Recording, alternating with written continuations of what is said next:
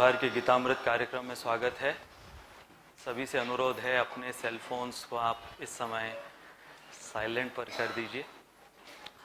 तो दिव्य ज्ञान की व्याख्या हमने पिछले बुधवार ये 19वां श्लोक लिया जिसका भाग 1 था।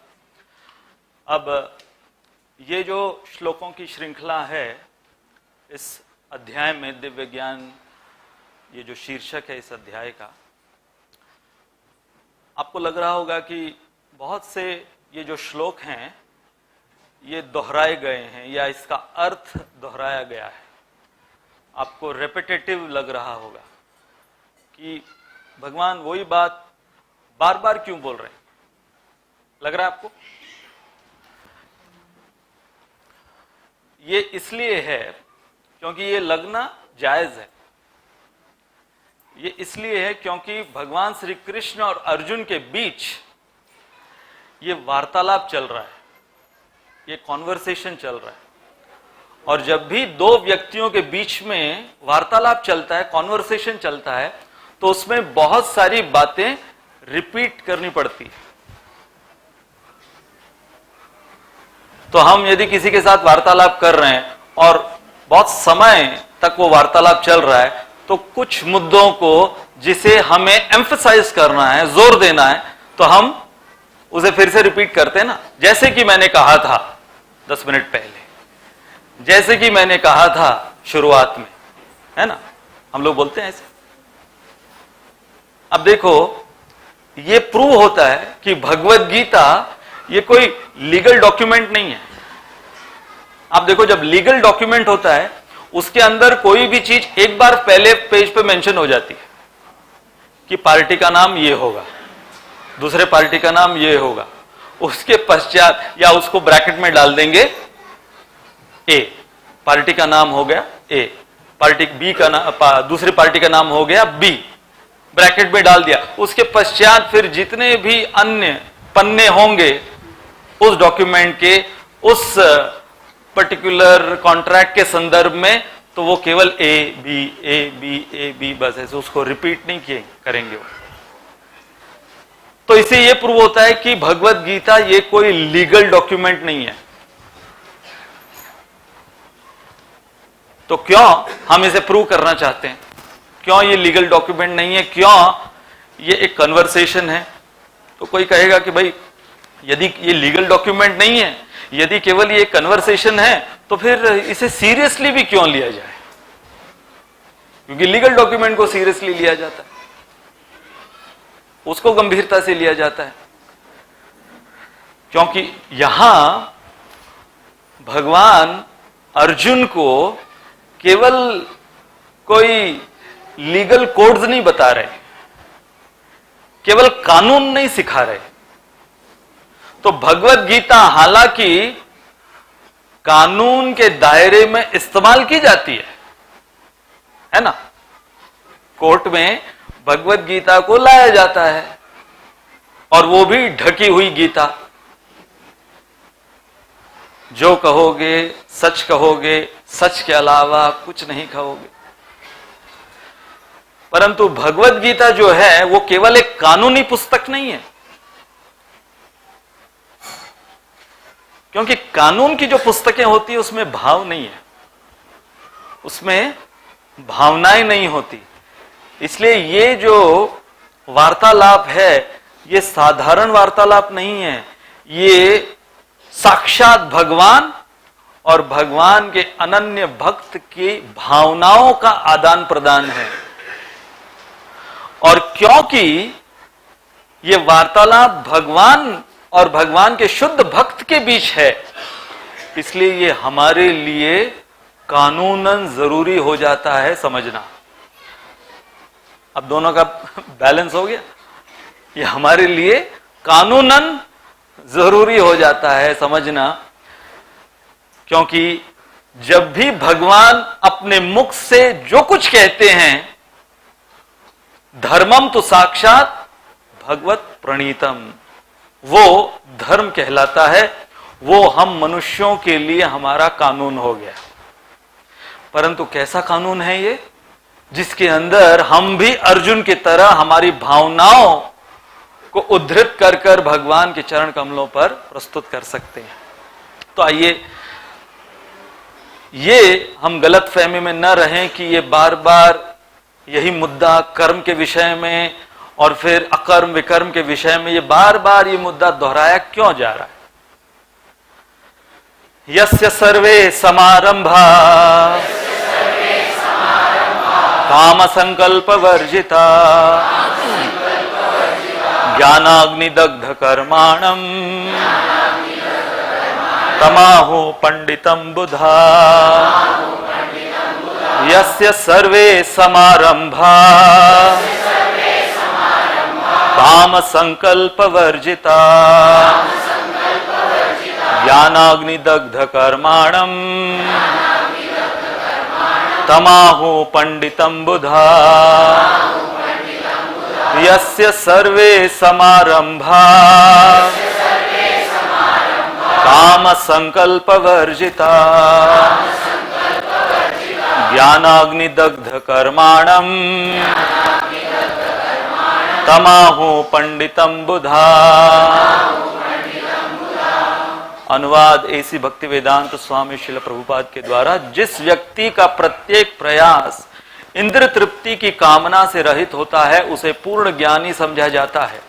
उसे ही साधु ऐसा कर्ता कहते हैं जिसने पूर्ण ज्ञान की अग्नि से कर्म फलों को भस्मसात कर दिया है। तो हमारे चर्चा के विषय जो हमने पिछले बुधवार को लिए थे, पूर्ण ज्ञानी की पूर्ण पहचान क्या है, समारंभा शब्द की व्याख्या, काम संकल्प से प्रेम संकल्प दिव्य ज्ञान रूपी अग्नि से जीव के कर्म फलों पर प्रभाव। तो पूर्ण ज्ञानी की पहचान, ये 3 प्रश्न हमने लिए थे। पहले प्रश्न का उत्तर भगवान पहली पंक्ति में बता रहे हैं, जिस व्यक्ति का प्रत्येक प्रयास इंद्र तृप्ति की कामना से रहित हो।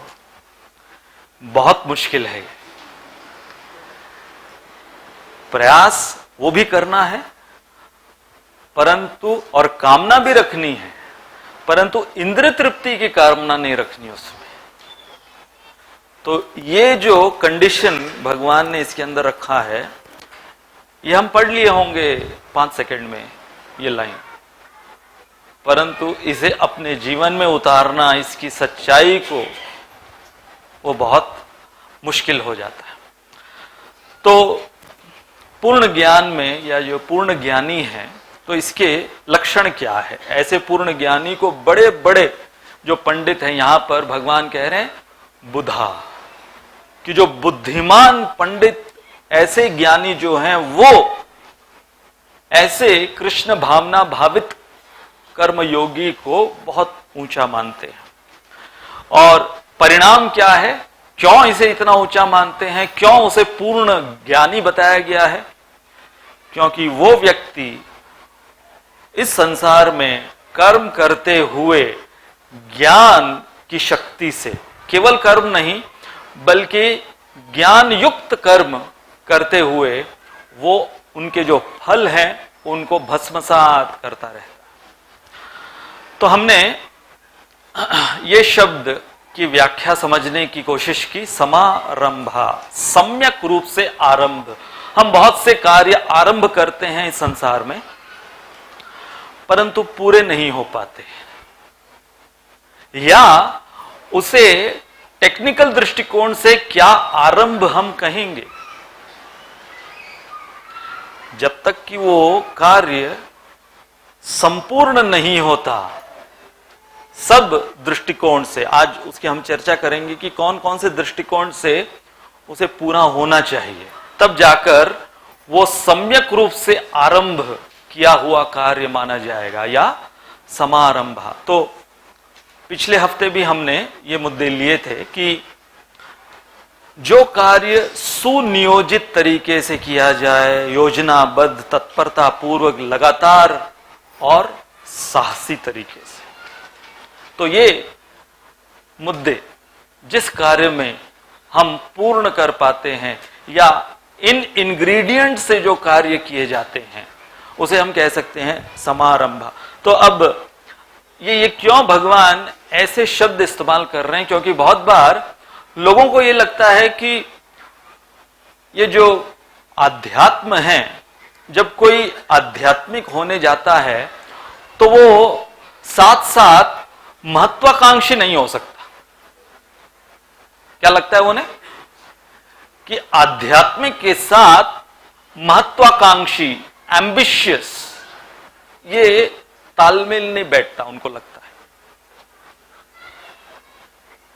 तो अक्सर हमने इसके विषय में थोड़ी सी विवेचना की है कि मुझे जब ये प्रश्न पूछा गया, बहुत बार ये प्रश्न यूनिवर्सिटी प्रोग्राम्स में पूछा जाता है कि इस उम्र में, यूनिवर्सिटी स्टूडेंट्स हैं तो वो लोग पूछते हैं कि इस उम्र में आप हमें भगवत गीता और आध्यात्म के विषय में बता रहे हो, क्या ऐसा तो नहीं कि इस भगवत गीता और आध्यात्म का पालन करते हुए हम लोग हमारे जो एम्बिशंस हैं वो खो बैठेंगे?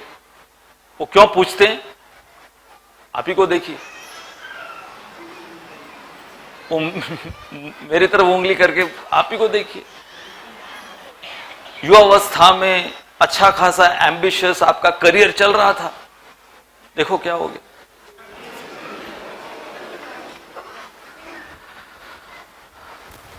तो हम अक्सर कहते हैं कि यदि आप महत्वाकांक्षी हो तो महत्वाकांक्षी होने की परिभाषा क्या?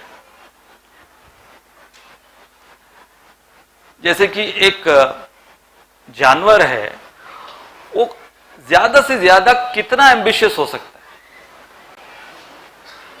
एक कुत्ता ले लीजिए, वो बस सुबह घूमने फिरने निकलता है, रोटी कमाने निकलता है, यदि ये कहें, घूमने फिरने नहीं, रोटी कमाने निकलता है। तो दिन में उसे जितनी रोटी मिल जाए, मिले न मिले, बहुत बड़ा इश्यू नहीं बनाता वो। हां, भोगता है, लेकिन वो पूरे नासिक को सर पे नहीं चढ़ा ले। ठीक है, आज रोटी नहीं मिली, कल मिल जाएगी, सो जाता है फिर रात। और अगर उसे रोटी मिल भी जाती है बहुत सारी, तो वो, उसके पास उतना दिमाग नहीं है कि उसको अगले दिन के लिए भी फ्रिज में डाल के रखें। तो ज्यादा एम्बिशियस नहीं है वो, बस अपना एक वाला दिन जीता है, लिव्स फॉर द डे। जानवर जो हैं they live for the day. हम लोग जो हैं वो पूरे महीने भर का, साल भर का सोचते हैं, है ना। जब किराना खरीदने जाते हैं तो चावल, दाल, धान्य इत्यादि वो किस हिसाब से खरीदते हैं कि ज्यादा मात्रा में खरीदेंगे तो सस्ता मिलेगा और स्टॉक रहेगा, तो स्टॉक करके रखते हैं, है ना। गोदाम वगैरह कौन बनाता है? हम ही लोग बनाते हैं। तो हम लोग 1 साल का सोचते हैं, कई लोग 5 साल का आगे का सोच लेते हैं, कई लोग 10 साल का सोच के अभी कुछ करते हैं कि मुझे IIT में एडमिशन चाहिए, अभी से माँ बाप जो हैं उसको उस हिसाब से वो स्कूल में भर्ती, ये कोचिंग इत्यादि इत्यादि, ताकि वो जब इंजीनियरिंग के एज का आएगा तो IIT में उसको भर्ती कराना है। इतने आगे की सोचते हैं, कितने बड़े महत्वाकांक्षी हैं। तो जब मैं ये एनालिसिस दे रहा था तो मैंने कहा ठीक है, आप में से कितनों ने, स्टूडेंट्स को मैंने पूछा, आप में से कितनों ने 20 साल आगे के अभी से सोच लिए? बहुत कम थे, एक हाथ थे, हाथ उठाया उन्होंने, 20 साल आगे की अभी से सोच ले, तो सबसे एम्बिशियस हो गए। मैंने कहा कि कोई है जो 30 साल, 40 साल, 50 साल आगे की सोच के अभी से कुछ कर रहा है? कोई नहीं था। मैंने कहा हम अगले जन्म का सोच के कर रहे हैं। लो कर लो बात। अब कौन हुआ ज्यादा एम्बिशियस?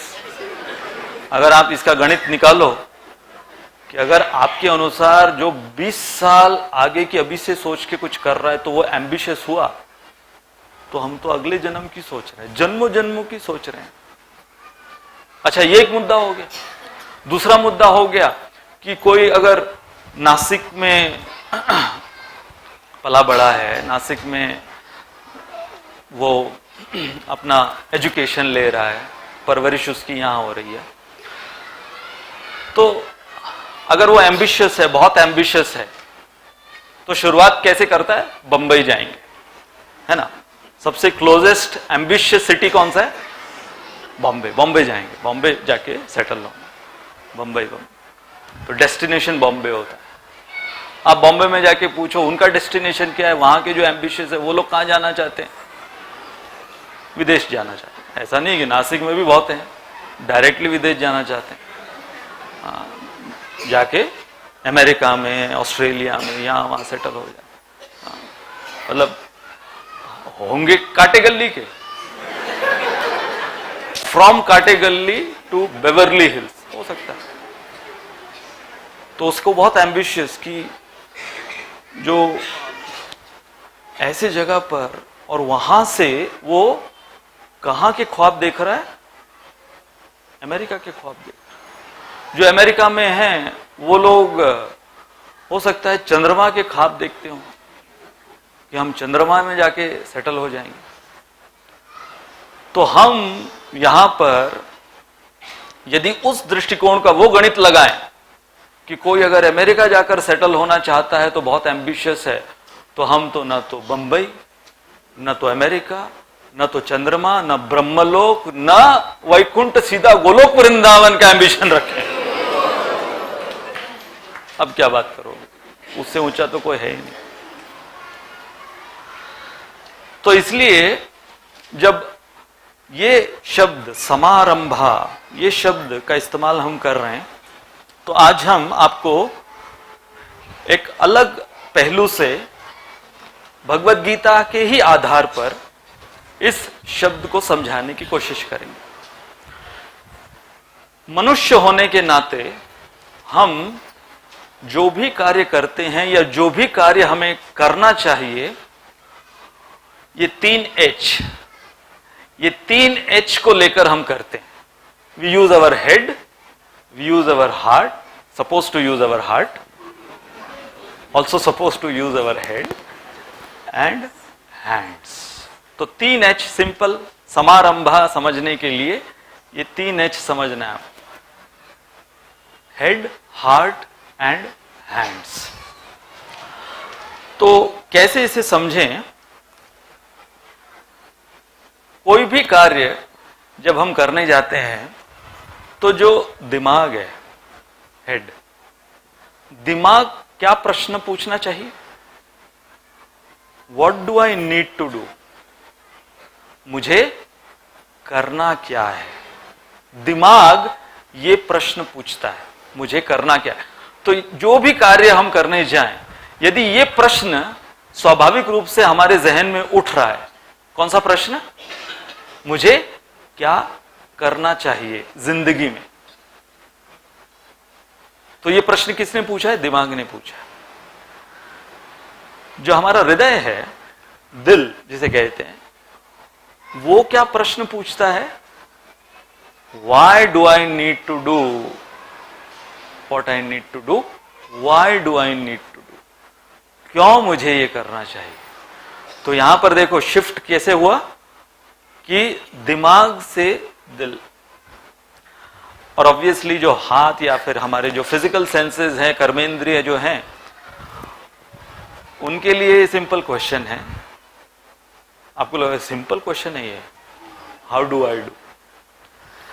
तो आप देखो कि अक्सर हम लोग जो पहला प्रश्न है और जो आखिरी प्रश्न है, इसके उत्तर तो हम बखूबी ढूंढ लेते हैं और अपना जीवन इसके बलबूते पर जीना लगते हैं, है ना। तो जैसे कि स्कूल कॉलेज जाना, पढ़ाई लिखाई हमारी जो प्रारंभ होती है, हाँ, तो बहुत क्लियर है कि क्या करना है। तो यदि माँ बाप डॉक्टर हैं तो वो चाहते हैं कि हमारा बच्चा भी डॉक्टर बने। हो सकता है कि बच्चा न चाहता हो, क्योंकि बहुत बार ऐसा होता है कि यदि माँ बाप दोनों डॉक्टर हैं तो बच्चा सोचता है तो बिल्कुल नहीं बनूं। ऐसे भी बहुत से केसेस होते हैं। और बहुत से केसेस होते हैं कि हाँ माँ बाप हैं तो फिर बहुत आसान हो जाता है कि वो पूरा एनवायरनमेंट है, वो माहौल है, तो क्या करना है। और बहुत बार क्या होता है, हम उस पर चर्चा करेंगे कि हम एक ऐसे समाज में रहते हैं कि वो समाज में क्या करना है इसके ऊपर आप आपके बॉक्स के बाहर कुछ सोच ही नहीं सकते। आपको सोचने की अनुमति कोई देता नहीं। यदि आप 5 साल के होंगे या 6 साल के या 10 साल के होंगे तो उसमें ये प्रश्न तो, इतनी बुद्धि तो होती नहीं ये प्रश्न पूछना कि मुझे जिंदगी में क्या करना चाहिए, क्योंकि वो पूरा वेल डिफाइंड है, उसको टाइम ही नहीं देते ये प्रश्न पूछने का। तो दिल तो दूर की बात है, दिमाग वो भी पूरा रोबोट बन जाता है, मशीन बन जाता है। तो यदि एक उसकी उम्र आने के बाद वो यदि ये प्रश्न पूछता है कि मुझे जिंदगी में क्या करना चाहिए। जब परीक्षित महाराज को श्राप मिला तो परीक्षित महाराज ने प्रश्न क्या पूछा कि अब मेरा मरण निश्चित है, 7 दिन में मेरी मृत्यु होने वाली है, तो मुझे अब क्या करना चाहिए।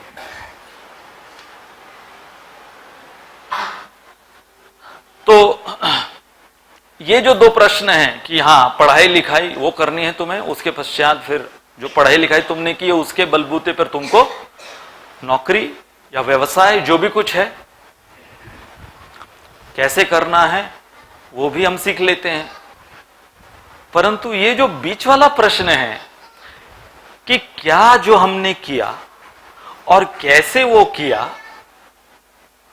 बहुत बार जब वो क्या और कैसे हो जाता है, जब हम रिटायरमेंट की उम्र में पहुंच जाते हैं, उसके बाद ये तीसरा प्रश्न बीच वाला, क्यों किया, मैंने ये क्यों किया, ये प्रश्न।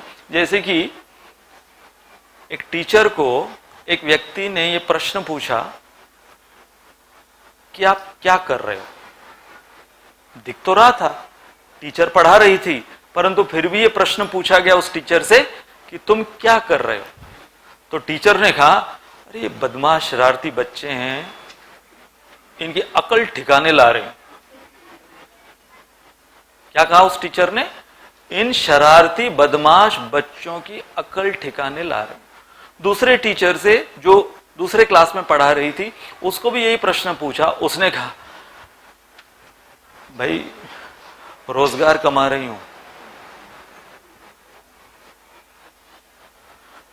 कार्य वही कर रही थी, वो भी पढ़ाने का ही कार्य कर रही थी। उसको जब पूछा गया तो उसने उत्तर क्या दिया, मैं अपना रोजगार कमा रही हूं। तीसरे टीचर को इसी व्यक्ति ने जब वही प्रश्न पूछा तो इस तीसरे टीचर ने कहा कि मैं अपने देश का भविष्य निर्माण कर रही हूं।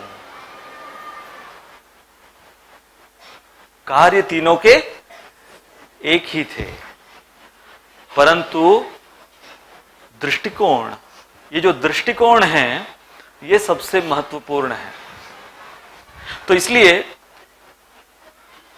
पैसे क्यों हम कमाते हैं,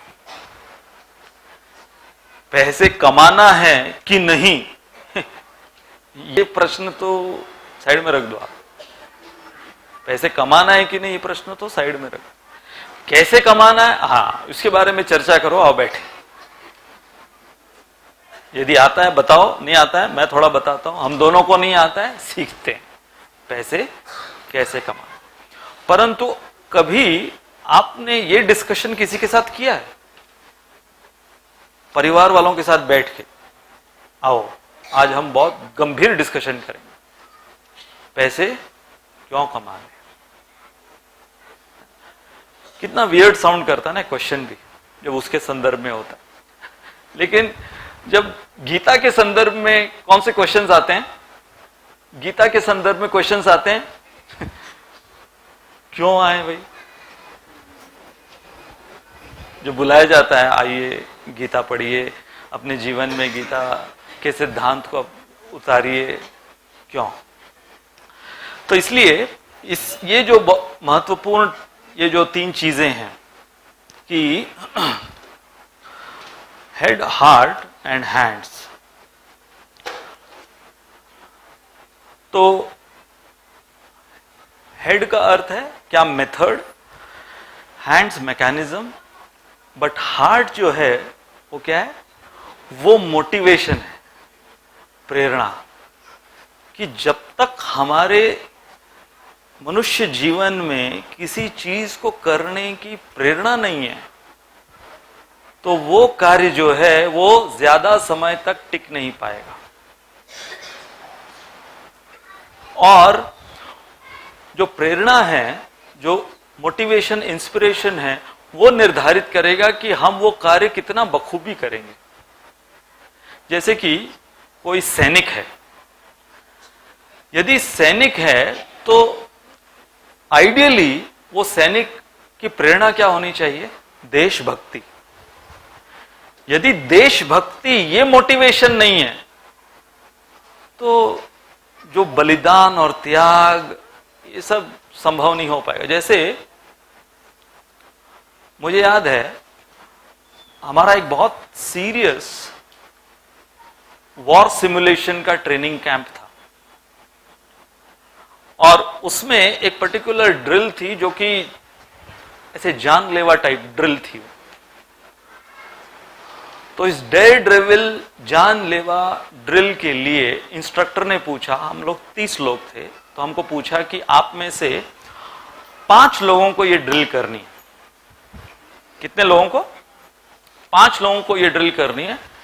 कौन वॉलंटियर करता है? 30 में से कौन 5 वॉलंटियर करता है? और बता दिया कि इसमें जान का खतरा है, ये वो जानलेवा है, डेयर डेविल, ये सब बता दिया। क्या आपने अंदाजा लगाया होगा अभी?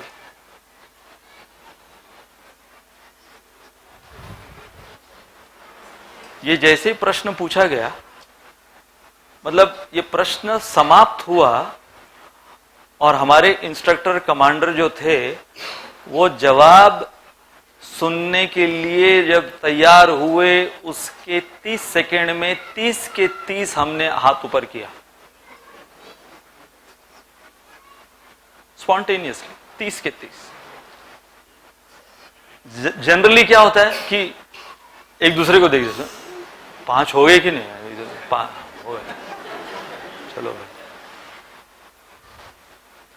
तो क्या था वो हमको प्रशिक्षण में ट्रेनिंग क्या दी गई थी कि तुम यहां पर ज्वाइन किसके लिए किए हो?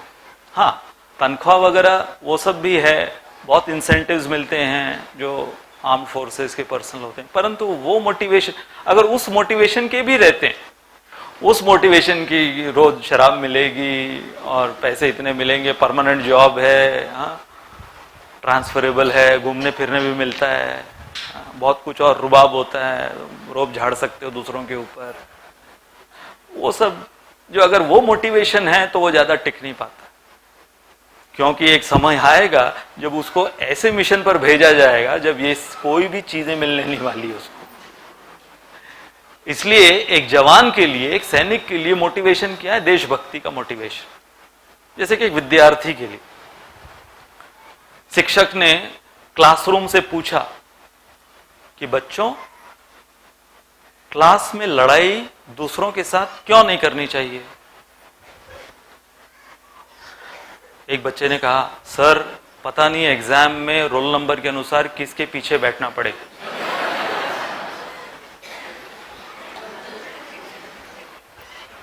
तो ये मोटिवेशन नहीं होना चाहिए। अब इन्हीं 3 चीजों को और थोड़ा आगे लें।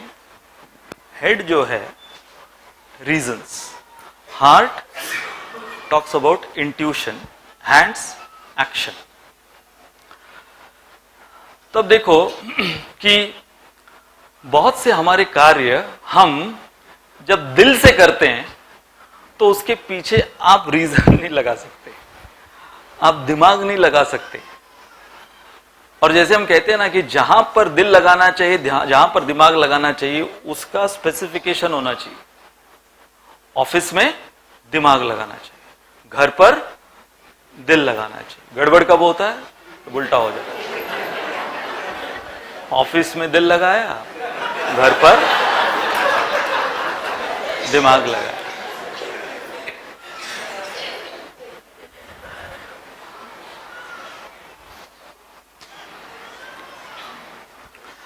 एक बार एक बच्चे ने अपने पिताजी के कुछ सफेद बाल देखे, पहली दफा देखे। अभी तक हर समय पिताजी के काले बाल देखे थे, अब सफेद बाल, कुछ सफेद बाल दिखने लगे। तो बच्चे ने पिताजी से पूछा, पिताजी सफेद बाल आपके कैसे हो गए? तो पिताजी ने कहा, ये जब जब तू शरारत करता है ना, ये उसका नतीजा है।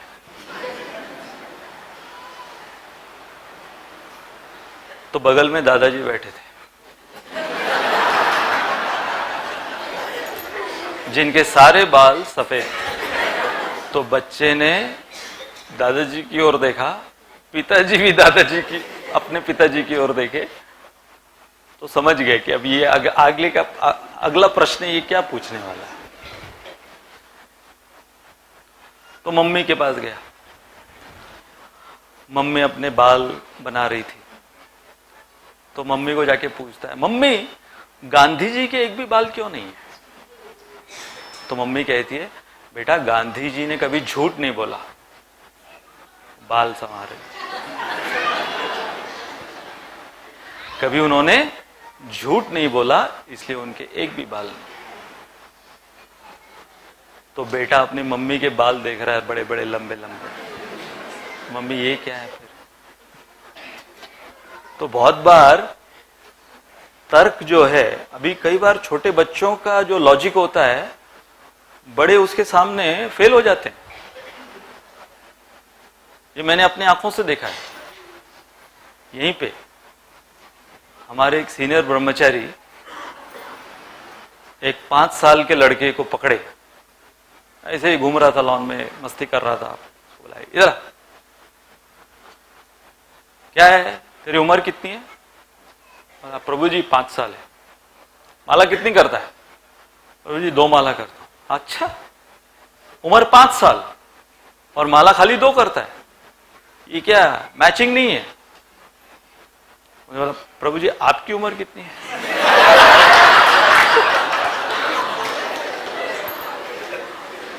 ऊपर जा जा जा खेल खेल।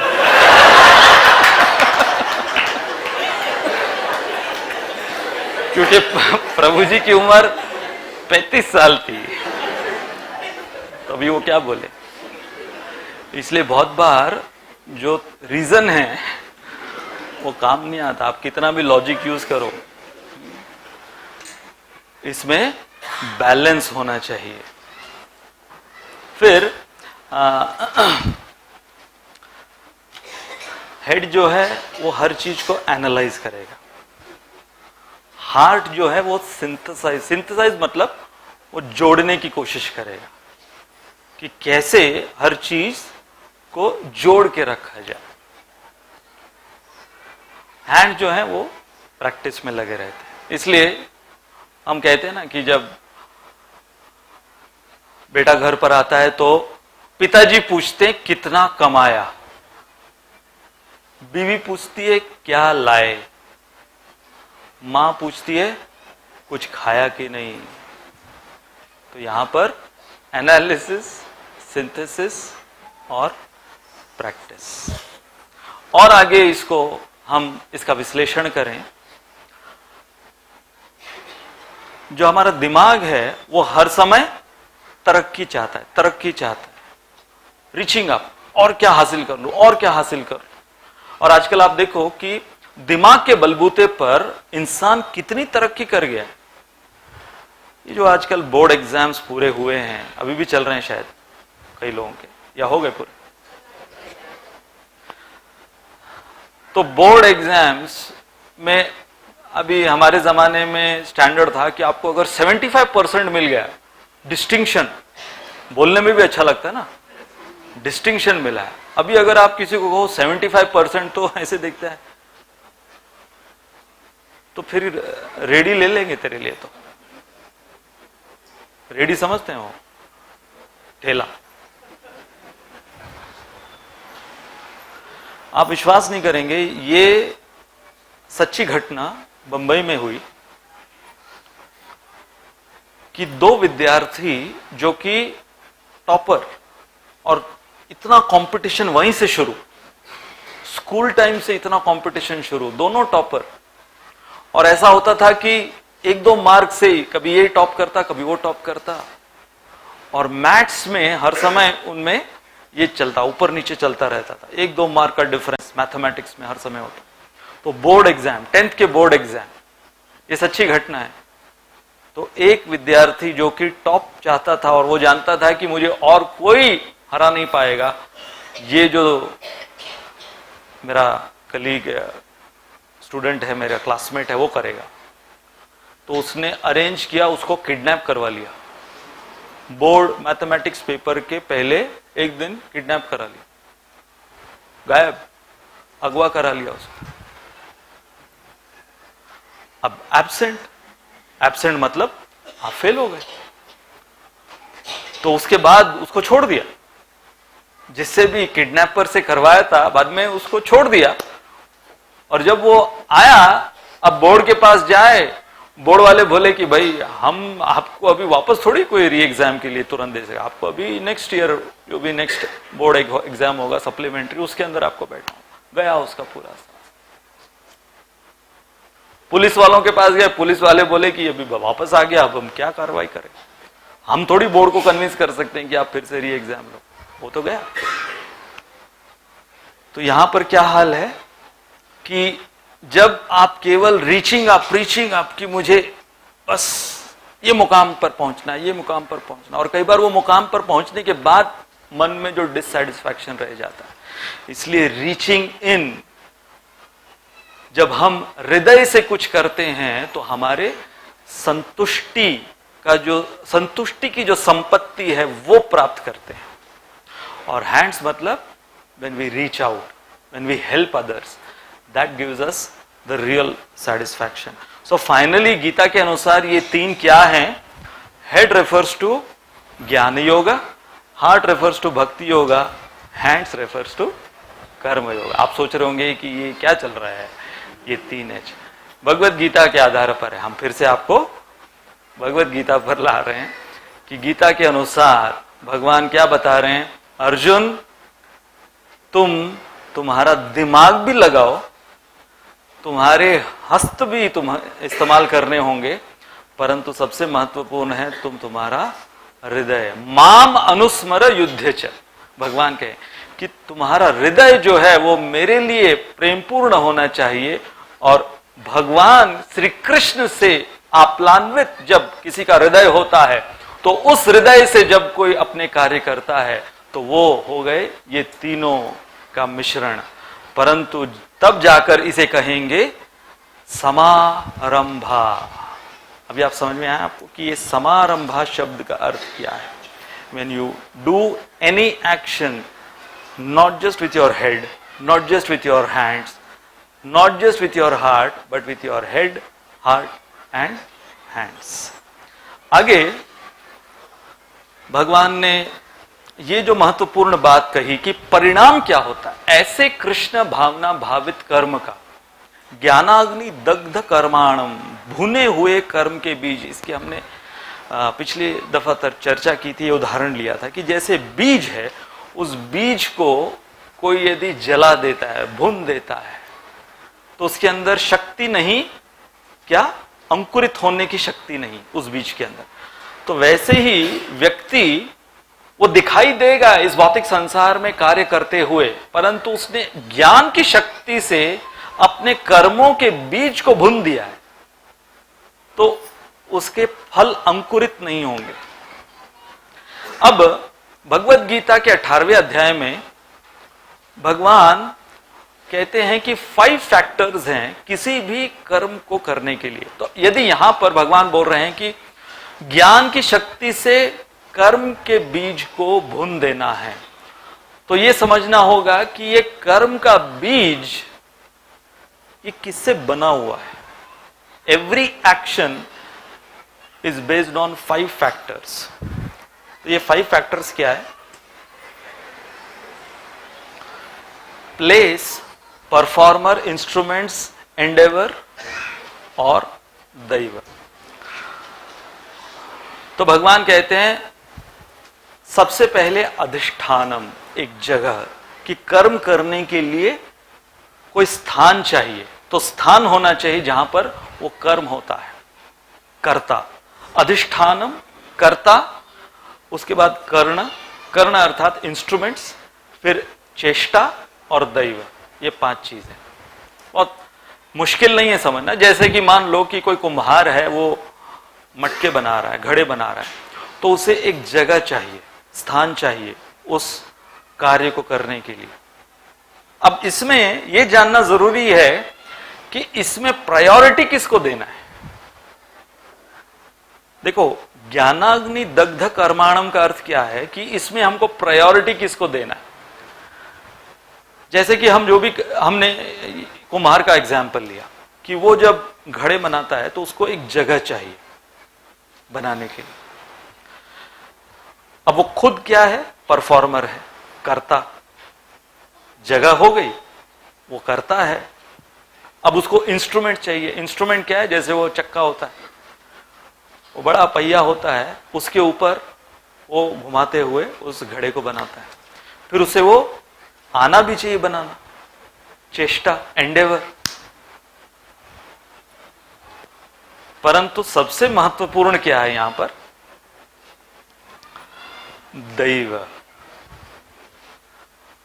दैव, उसका ट्रांसलेशन श्रील प्रभुपाद करते हैं सुपर सोल, परमात्मा हमारे अंदर।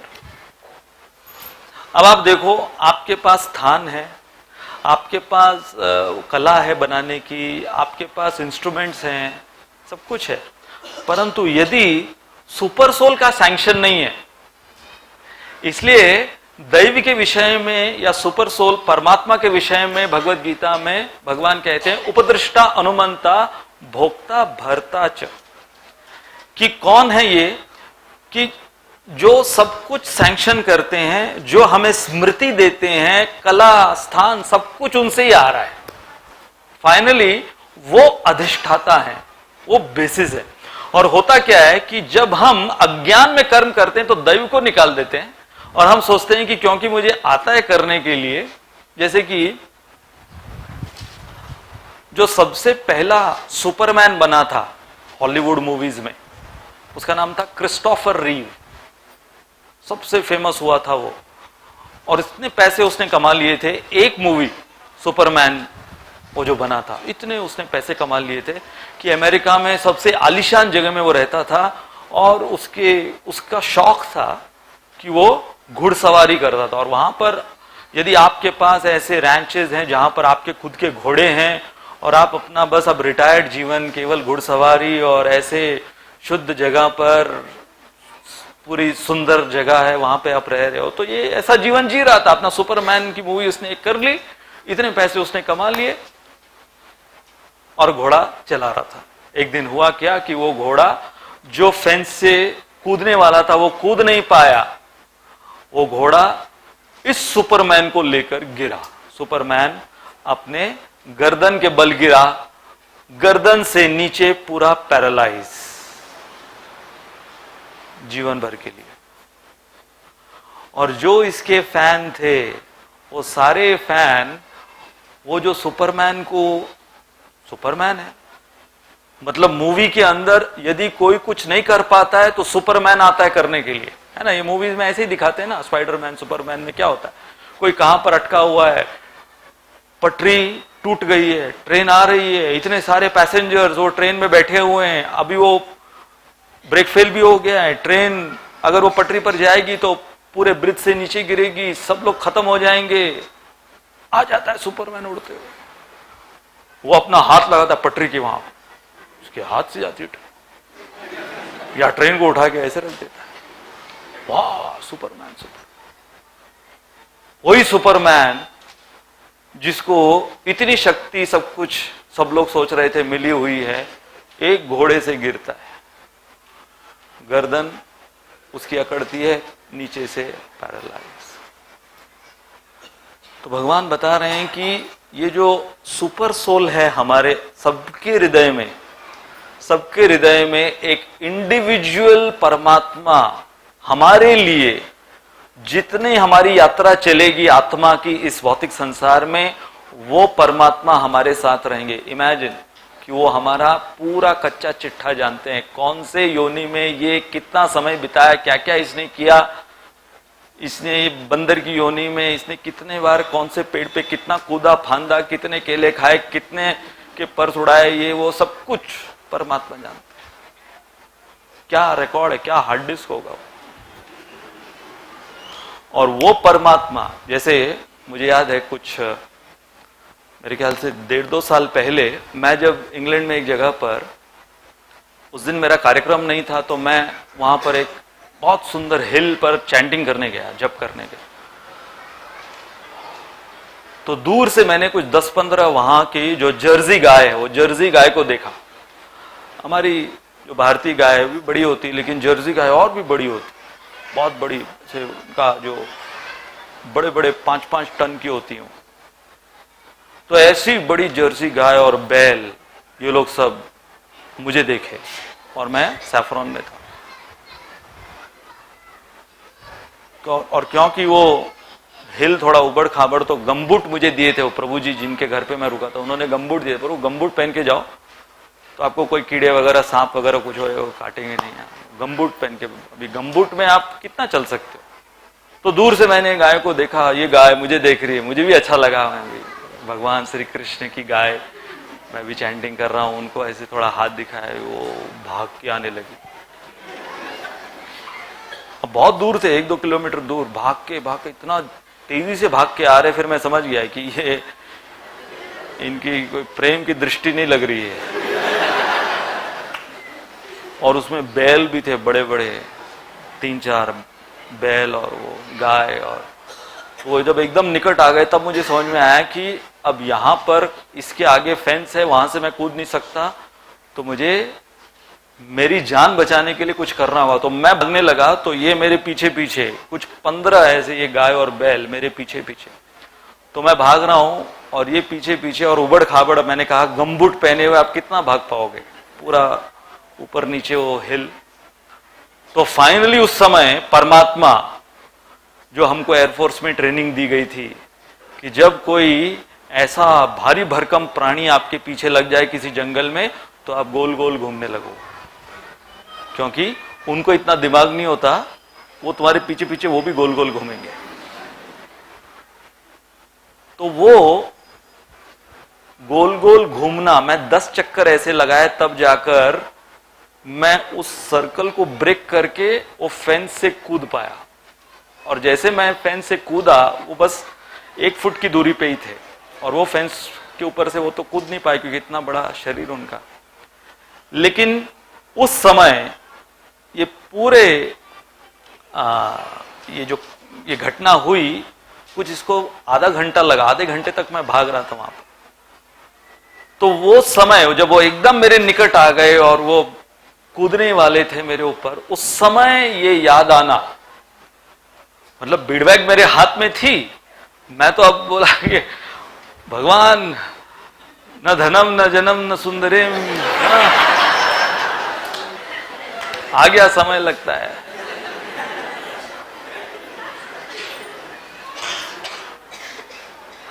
तो भगवान भी सोचो अरे अभी तो बस 4 चैप्टर ही चल रहा है।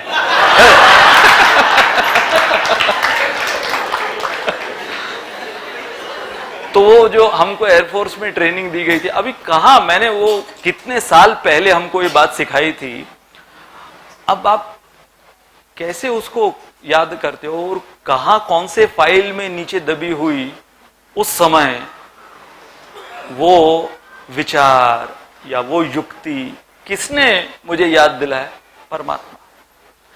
ऐसे कितनी दफा होता है कि कौन कौन सी चीजें, इसलिए जो दैव है ये बहुत महत्वपूर्ण है, क्योंकि आपको पता नहीं कि प्रकृति वो आपके लिए कुछ निर्धारित की होगी, परंतु यदि आप परमात्मा के संपर्क में हो तो परमात्मा आपको आपके कोई ऐसे जन्म की ऐसी भक्ति को याद दिलाएंगे। इसलिए कोई भी कार्य जब हम करते हैं तो हाँ, प्रकृति के नियम तो हैं, परंतु कई बार प्रकृति के नियम वो भी परमात्मा की जो सैंक्शन अथॉरिटी है उसके अधीन होते हैं। एक बार एक व्यक्ति वो कोर्ट में तलाक के लिए गया, तो जज ने पूछा कि तुम्हारी बीवी को तलाक देने का कारण क्या है, प्रूव करो। तो उसने कहा, जज साहब रोज मुझसे प्याज छिलवाती है, लहसुन छिलवाती है, बर्तन मंजवाती है, कपड़े धुलवाती है रोज। तो जज ने कहा, तो इसमें दिक्कत क्या है? लहसुन को जब तुम भिगो के रखोगे तो अच्छी से छिले जाते हैं, प्याज को तुम फ्रिज में रख दोगे तो जब काटोगे तो आंखें नहीं जलती, बर्तन मांजने से पहले उनको पानी में भिगो के रखोगे तो आसानी से बर्तन मांजे जाते हैं, और जहां तक कपड़ों का सवाल है, तुम यदि 15 मिनट सर्फ एक्सेल में डालोगे तो जितने दाग धब्बे हैं वो बहुत आसानी से मिट जाते हैं।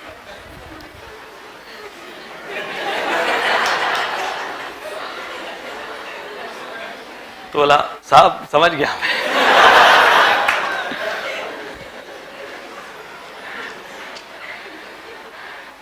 कि मेरी स्थिति और आपकी स्थिति, तो इसलिए प्रकृति के नियम किस पे आते हैं हम? 5 फैक्टर्स ऑफ कर्म। जो प्रकृति के नियम हैं वो प्रकृति के नियम परमात्मा के निर्देशन के अधीन होते हैं। इसलिए ये जो दैव का फैक्टर है ये बहुत महत्वपूर्ण है, परंतु इसमें हमको ये एक्सट्रीम में नहीं जाना है कि सब कुछ अब दैव पर छोड़ दिया। नहीं, भगवान कह रहे हैं कि किस किस मुद्दे को, इन पांचों में कौन कौन से मुद्दे को हमको उनका वैलिड इंपॉर्टेंस देना है, ये समझना आवश्यक है।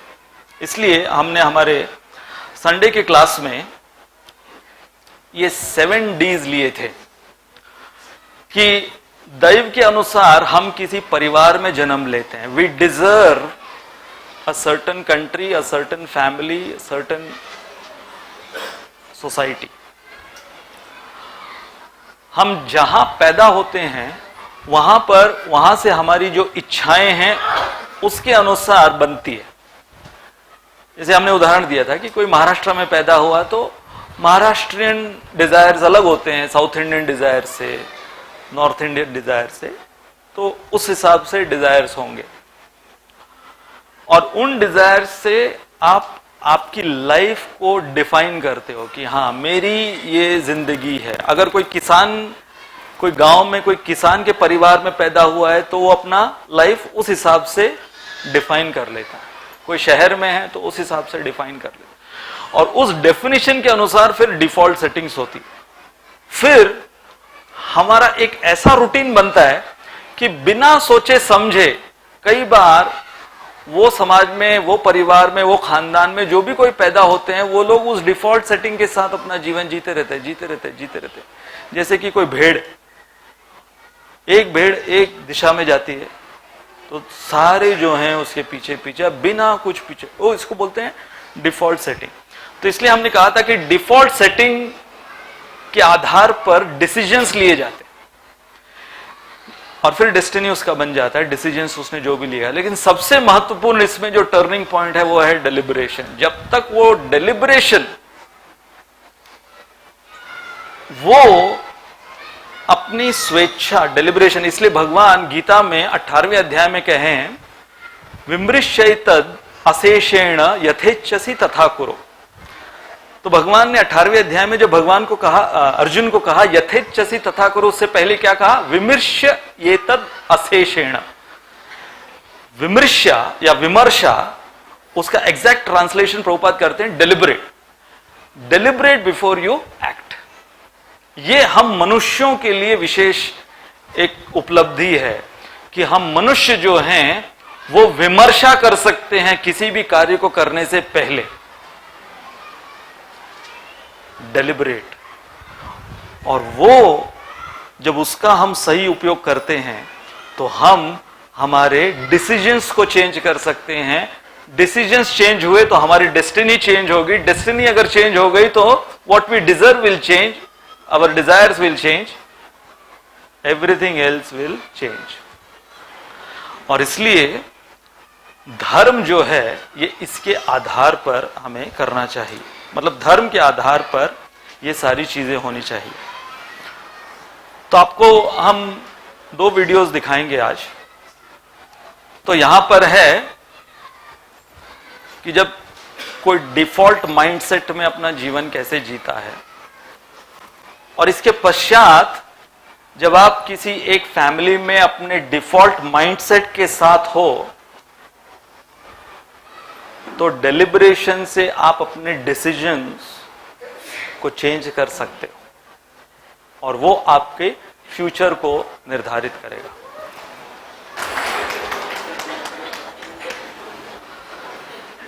तो यहां पर जो स्थिति हमने देखी कि ये फौज ज्वाइन करना चाहता था, परंतु कुछ एलिमेंट्स जो पर्टिकुलर माइंडसेट्स जो डेलिब्रेशन को रोक रहे थे, किसको रोक रहे थे? इसके विमर्शा को रोक रहे थे। अब अगर हम भगवत गीता के पूरे सीन को देखें तो भगवत गीता में अर्जुन प्रथम अध्याय में, जो कि फौजी है, वो युद्ध नहीं करना चाहते थे।